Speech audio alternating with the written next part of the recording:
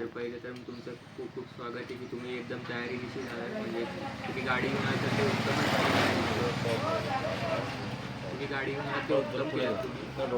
फार छान झालं की त्यामुळे तुम्ही सर्व सामान पण घेऊन आलात तुमचं आणि सर्व टीम पण रेडी करून आलात तुम्ही. आणि तुम्ही एकदम तयारीनिशी झालात आणि तुमची जी पॉवर बघून आम्हाला पण आनंद झाला की तुम्ही एकदम बोलतो ना की एनर्जेटिक ह्यांच्यात आलात. त्यामुळे आम्हाला पण तुमच्यामुळे एनर्जी भेटली. आणि इकडे आल्यामुळे म्हणजे बोलतात ना की कधी कधी एक टर्निंग पॉईंट असेल तर हा तुमच्या लाईफचा एक टर्निंग पॉईंट आहे की तुम्हाला इकडे वेगवेगळं शिकायला भेटणार आहे की वायरिंगमध्ये टेक्निक्स काय असतात. कारण बाबांनी बरेच कामं केली आहेत तर त्यांच्यानुसार तुम्ही जर त्यांचं ऐकून थोडं थोडं काम केलं तर त्यांना बरेच ह्याच्यातले लुक पॉईंट्स पण माहिती आहेत. म्हणजे काही काही विविध टेक्निक्स असतात ज्या तुम्ही कदाचित अभ्यासाला नसाल पण त्यापासून म्हणजे तुम्ही बंगल्याचं काम इझिली कराल पण हे काम तुम्हाला थोडंसं अवघड जाईल पण ते तुम्हाला आनंद भेटेल कारण तुम्ही स्वतःहून करणार आहात ते. आणि ह्यात थोडंसं डिफिकल्टीज पण येतील. कदाचित तुम्हाला गरमी पण होईल, थंडी पण वाजेल, सर्वच अनुभवायला भेटेल. पण हा तुमच्या लाईफचा एक बोलत ना की ही तुमची परीक्षा असणार. हे तुमचे थोडेसे दिवस आहेत ते तर ते तुम्ही एन्जॉय पण कराल. एक नवीन आनंद पण भेटेल तुम्हाला आणि काहीतरी बरंच शिकून तुम्ही तुमच्या गावी जाल आणि तुम्ही ते नंतर अप्लाय पण कराल. आणि तुमचं फार फार कौतुक आहे की तुम्ही एका कॉलवर 2 दिवसात लगेच हाजीर झाला तिकडे आणि सोबत येताना सर्व तुमचं मटेरियल पण घेऊन आला. आणि ते तुम्हाला जसं जसं सांगतील तसं तसं तुम्ही तुमच्याकडे डायरी असेल तर त्यात तुम्ही नोट डाऊन करत जावा की तुम्हाला जे जे टास्क तुम्हाला देतील. म्हणजे जे तुमचं आता फ्रूटवाला झालं तर फ्रूटवाला तुम्हाला काय टास्क आहे इकडे तुम्हाला जे जे सांगितलं ते पटपट नोट करत जावा. कारण मग कदाचित तुमच्याकडून ते मिस झालं किंवा ते हे झालं तर तुम्हाला उगाच ते पुढे जाऊन तुम्हाला त्याचं हे नको. आणि मग तुम्ही ते त्याचं नियोजन करा तुमचं आणि तुम्ही तो आधीच प्लॅनिंग सांगायचं की मला हे लागणार आहे. किंवा तू आता समजा आपण इथून जातोय वडगाव रोडला किंवा त्या रोडला आपण जाणार असू आणि तुम्हाला कुठलं तरी साहित्य लागणार असेल तर तुम्ही आधीच नियोजन सांगितलं की मला हे साहित्य मला गरजेचं आहे. कोण जर जाणार असेल ह्याच्यातलं तर ते तुम्हाला पटकन आणून देत जातील. किंवा तुम्ही जर समजा कुठे जायचं आहे तुम्हाला तुमचं साहित्य आणायला तर तुम्ही एकदा इथून सांगून जावा. कारण समजा हे कार्पेंटर झालेत आपले प्रज्वती शेटांचं तर हे बरेच वर्षापासून आपल्यासोबत आहेत तर ह्यांना काहीतरी लागणार असेल तर ते तुम्हाला कळवतील की मला ये लेके यावं. तर मग एकमेकाला सोबतीला ठेवून तुम्ही चांगल्या प्रकारे काम नक्कीच कराल, उत्तम कराल.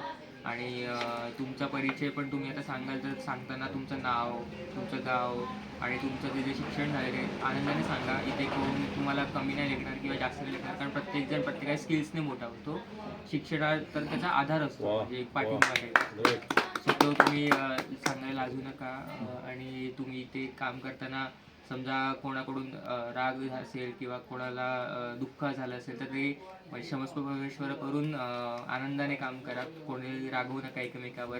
आणि सपोर्ट ठेवून काम करा. म्हणजे जसं आपण शाळेत एकमेकाला मदत करत असतो तर समजा ह्यांची मदत ह्यांना लागली तर त्यांची मदत त्यांना लागू शकते.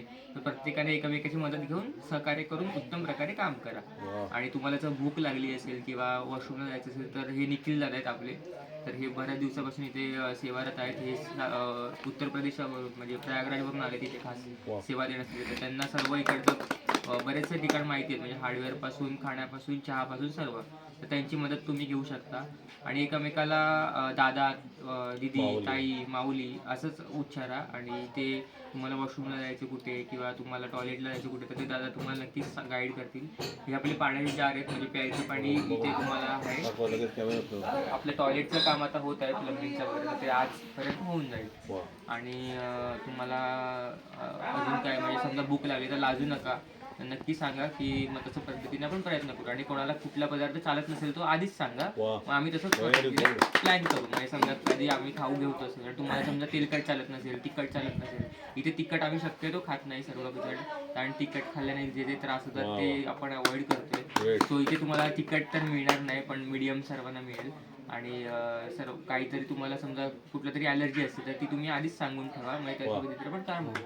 आणि तुमचं कुठलं मेडिसिन चालू असेल, गोळी चालू असेल तर ती पण तुम्ही चालू ठेवा. कुठल्या ह्याच्यात तुम्ही समजा कामात विसरलात तर ते तुम्हालाच अडचण होईल. म्हणजे प्रत्येकाला काहीतरी असतात काय काय मेडिकल सिम्टम्स तर ते तुम्ही आधीच कळवा की मला हा त्रास होतो, मला हे पद्धतीने चालायचं आहे. तर मग ते आम्ही तसं करू कारण तुम्ही आमच्यात नवीन आहात आणि आम्ही तुमच्यात नवीन आहोत. तर ते आपण जर हे केलं तर एक फॅमिली आपण निर्माण करून काम करू.